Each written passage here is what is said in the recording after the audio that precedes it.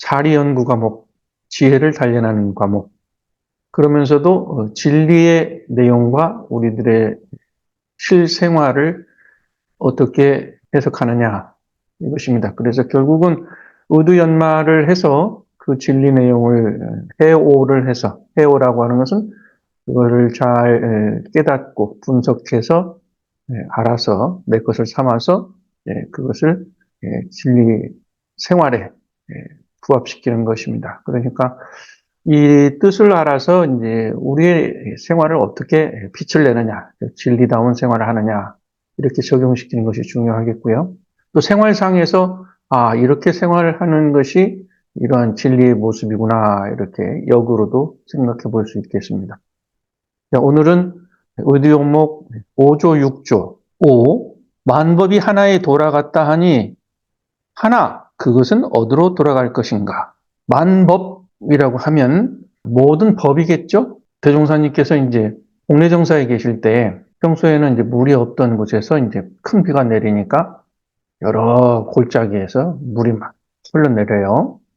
그 모습을 한참을 이제 쳐다보시면서 하시는 말씀이 저 물이 여러 갈래로 지금은 흐르고 있으나 앞으로는 저 물이 한 줄기로 쭉 합해질 것이다 라는 말씀하시면서 만법규일의 소식도 이러하나니라 말씀하시거든요.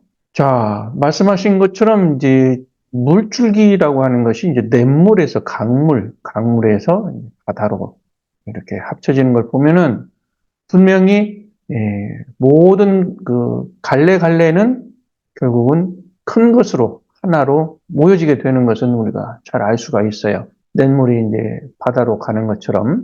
그러면 이게 이제 만법 그의 일이죠. 모든 것들이 하나로 간다 이 말씀이고.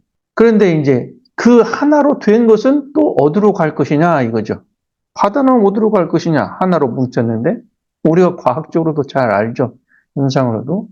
그럼 이 바다는 어디로 갈 것이냐?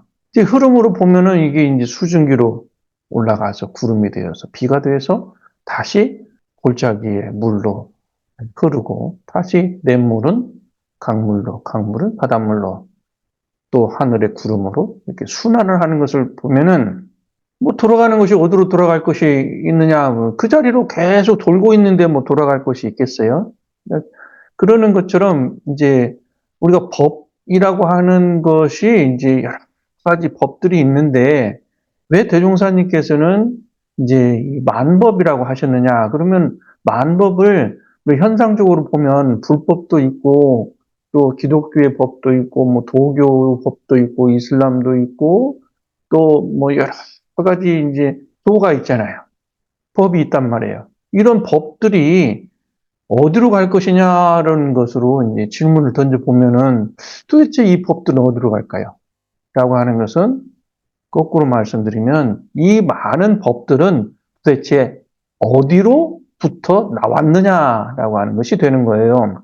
그래서 이제 많은 법들이 이제 있는데 대종사님께서는 제가 짐작에는 그래요. 이 수많은 법들이 또는 이제 대종사님께서 이제 당시의 불교의 여러 가지 종파들의 모습들을 보시고 그것이 어디로 여러 가지 종파, 각종 각파의 여러 가지 교리나 법들을 보시고 그것이 어디로 하나로 갈 것이냐 그거죠. 그러면 결국은 어디겠어요? 이제 본래 원시불교로 간다? 그 말이 맞을까요? 아니면 부처님께서 석가모니 부처님께서 깨달으신 그 진리의 자리로 돌아간다. 근데 그 석가모니 부처님께서 깨달으신 법은 또다시 어디로 돌아갈 것이냐? 그러면 여기서 이제 딱 막히죠. 뭐 돌고 돈다라고 설명을 못 하겠어요? 부처님의 본래 그 깨치신 그 자리로 다 합일이 된다. 그러면 이 하나로 딱 모아지는 것이 어디로 가느냐?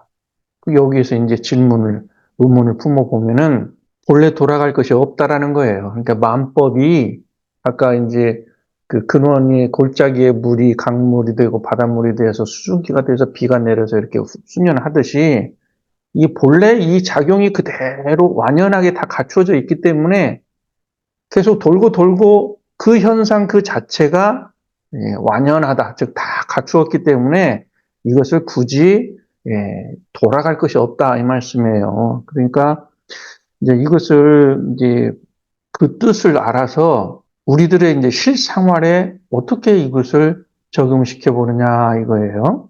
대종경 성리품 17장에 제자가 와서 많은 이제 성인들을 배웠으나 대종사님이 좀 큰 도덕, 큰 법력을 갖추신 것 같아서 저의 고민을 좀 해결해 주십시오 하면서 어찌 찾아왔습니까? 그러니 이제 저에게는 너무 이 번뇌망상이 많아가지고 이 번뇌망상을 다 놓고 좀 편안한 마음으로 가지고 싶습니다. 어떻게 하면 좋겠습니까? 이렇게 질문을 하거든요. 그러니까 이제 대종사님께서 뭐라고 말씀하시냐면은 마음의 근본을 깨쳐서 그 마음의 근본을 깨쳐서 쓰는 곳에 있어서는 편벽됨이 없게 하라. 마음의 근본을 깨쳐서. 그러니까 번뇌망상이라고 하는 그 줄기, 여러 가지 생각들, 이런 것들은 결국은 하나의 마음으로 규율시키는 거죠. 그건 뭐냐면은 마음을 집중을 시켜서 그러면은 집중이라고 하는 곳이 어디냐?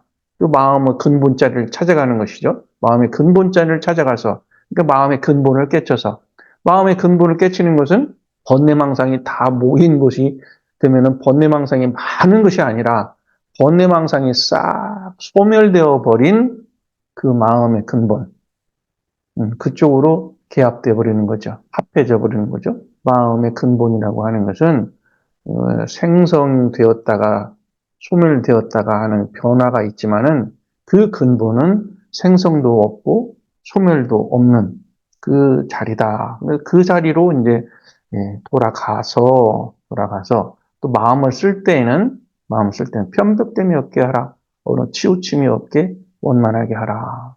이런 말씀을 하시면서 이것을 알려고 하려면, 즉, 마음의 근본을 깨치려고 하고, 또 마음을 편벽되지 않게 쓰려고 한다면, 이 글귀를 연구해 보라 하시면서, 이제, 마음법 규일, 일귀, 하초, 이 글귀를 연마해 보라라고 이렇게 알려주시거든요. 자, 우리가 이제 아침에 눈을 떠서 기상을 해서 밤에 잠을 잘 때까지 이것을 이제 마음법 규일, 일귀, 하처, 라고 하는 것과 대비를 해서 여러분들이 한번 연마해 보시기 바랍니다. 이제 하루 종일 이제 근무를 하고 일상생활을 하다가 잠자리에 들 때 그 마음을 근본 자리에 다 합일시킨다.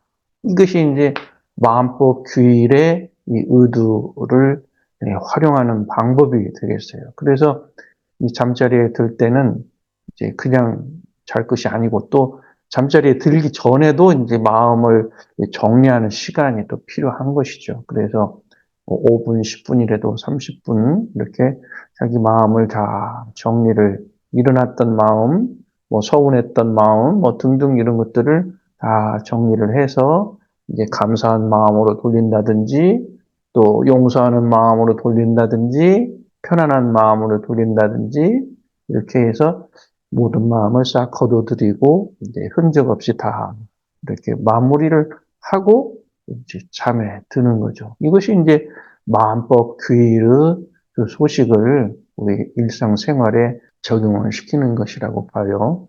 그래서 이제 여러분들께서 마음법 규율, 마음법이 하나로 돌아간다 했으니 또 이 하나는 또 어디로 돌아갈 것인가. 그러니까 항상 내 마음은 청정한 마음, 편벽되지 않은 마음으로, 선악을 초월한 마음으로, 이러한 또 자타를 구별하지 않는 마음으로 등등등의 이 마음의 근본 자리를 항상 이렇게 견지를 해서 그 마음을 쓰게 되는 것이 마음법 규일, 일기하초 이 의도를 깨달아서 생활하는 것이 된다고 생각을 합니다. 자, 여기까지가 의도요목 5장의 설명이었습니다.